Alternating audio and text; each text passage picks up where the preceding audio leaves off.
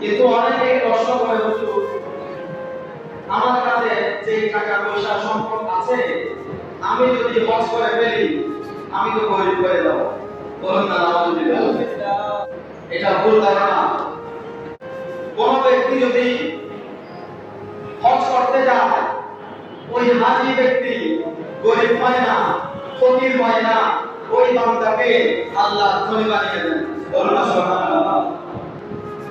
আমার নবীজি ইরশাদ করেন, বলে যে ব্যক্তি, যেই বান্দা হজ করার জন্য যাবে, হজ করবে, ওয়াল উমরা, এরপরে উমরা করবে, ফাইন্নাহুমা ইয়াকফিয়ানে আল ফাকরা ওয়াদ দুনুবা, যেই বান্দা আল্লাহর দরবারে কাবায় গিয়ে হজ আদায় করবে, উমরা আদায় করবে, আল্লাহ পাক ওই বান্দা দারিদ্রতাকে দূর করে দেয়।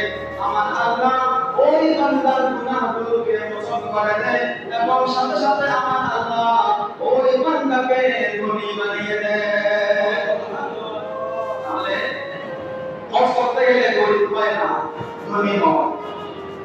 আপনি যখন স্বর্ণ মরিচিকা লাগে বা লোহার মরিচিকা লাগে, দোকানদারকে দিলে, কামারের দোকানে দিলে, যে আগুনের স্পর্শে ওই লোহা থেকে মরিচিকাগুলা যেভাবে পরিষ্কার হয়ে যায়, আমার নবীজি বলছেন, যেই বান্দা হজ করবে এবং উমরা করবে, ওই বান্দার গুনাহগুলা সেইভাবে দুনিয়ার মধ্যে পরিষ্কার হয়ে যায়।